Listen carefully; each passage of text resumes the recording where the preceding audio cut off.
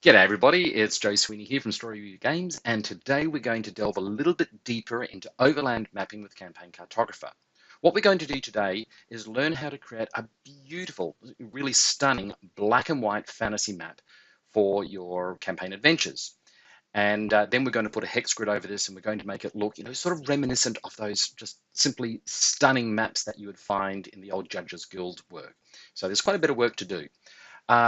What we're going to do is start by obviously clicking on the new map function. We won't bother saving this.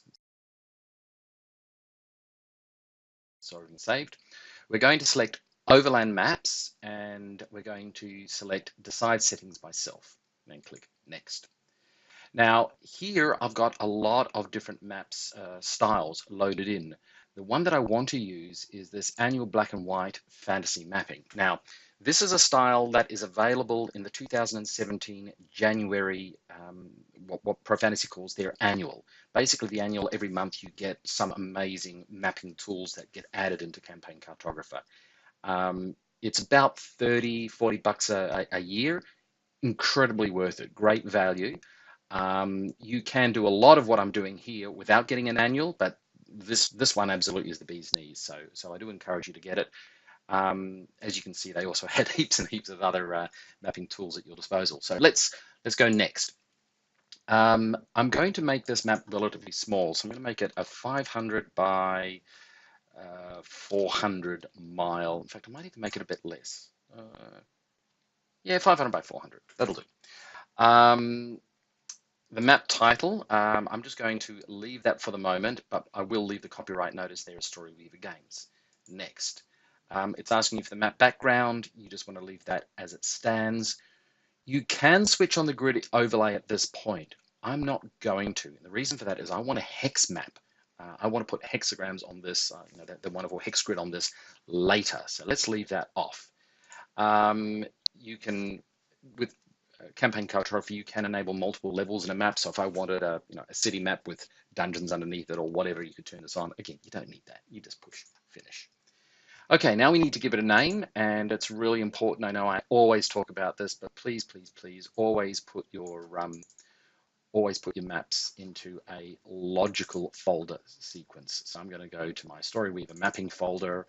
I'm going to create a new folder for it. I'm going to call it Black and White Overland Map Tutorial. There we go. Whack it in there, and let's call this Black and White Overland Map Tutorial. Ta-da! There we go.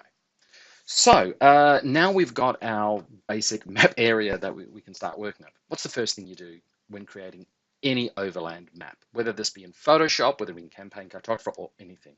You always need to start with thinking about your land masses.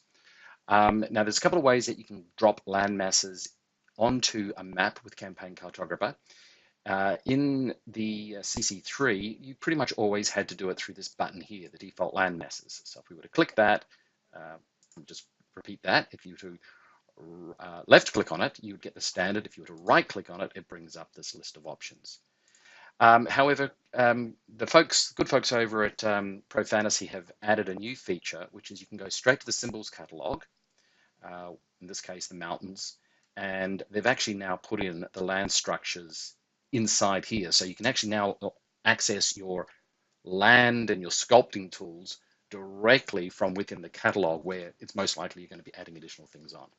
So let's add some land. We'll just click this one here. Now, starting from the outside of the map, remember Campaign Cartographer will automatically trim your map outline. So we'll start from out here. Let's draw a map land mass. And I want to have it so that it's got a bit of a sort of set of coves in here. And then I'm going to bring this back out. Now, notice as I'm drawing it, it's creating this jagged line. That's called a fractal path. In other words, what Campaign Cartographer is automatically doing for us, it's quite magical, is creating a path, a coastline that has those lovely little edges on it, rather than just being a straight or a smooth line. Now, there's our landmass. If I push refresh, you'll see it now looks like it has been trimmed to the edge of that map. So that's perfect. There's our There's our initial landmass. The next thing that we're going to do is start putting in some mountain ranges. So to do this, I'm going to start, and you always need, when you're creating an overland map, when you're placing mountains or vegetation or any other symbols, always start top row and work your way down. But even before that, with mountain ranges, you need to think about where would they logically be. I see too many maps out there where mountains are just plonked into the map. Now, it is possible that you'd have mountain ranges in here. It's much more likely the mountain ranges are actually going to be running along this thread here, because this is, you think about the land as a series of, slowly decaying lumps of dirt. So if you've got a big water source coming in, there's strong cliffs at the either side of it. It's possible, but it means that the geology of the area is of a particular type, and it's not that common. So let's start by creating a few mountains up in here, just the edge of a mountain range, and another mountain range maybe coming in from here and in from here. We'll create a valley in this lower level here. So let's start by creating our traditional mountains, and we'll just start dropping them in. These are rather large. There we go. From this direction too. Now notice as I'm placing the mountains in, it's actually sometimes changing the shape of them. This is because, if you look closely, you've got this little R symbol. That means that when you place a mountain, it will randomize. It will randomly select. You can click this little plus symbol here, and you'll see all the different types of mountains in that. So you can get a little bit more specific. You might want to say, okay, I want that mountain there, and I want this smoother mountain at the end in between those two pieces. Now that we've got the broad big mountains in, let's go and put the smaller mountains. I'm going to click the little minus sign to bring that back up again, and I'm going to go for the foothills.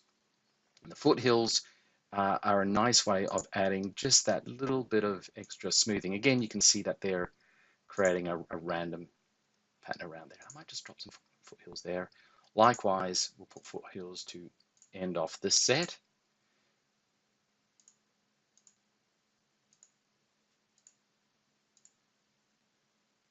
Excellent. And maybe put a little foothill there. So what you now see is that we've got these mountain ranges which are coming in and forming a valley on this side, and there's some lovely plains in here. And now it's your turn. What I'd like you to do is start a new map in Campaign Cartographer. Doesn't matter if it's a black and white overland map or a color overland map, doesn't matter. But I want you to apply the techniques that you saw in this video to your map. So by the end of that piece of work, before you start your next video, you should have your land masses on the map, and you should have your mountains laid out as well. And don't forget to go and visit go.storyweaver.com master mapping. There you'll find all of my tutorials, both the novice tutorials like this one, but also really advanced tutorials that will take your mapping to the next level.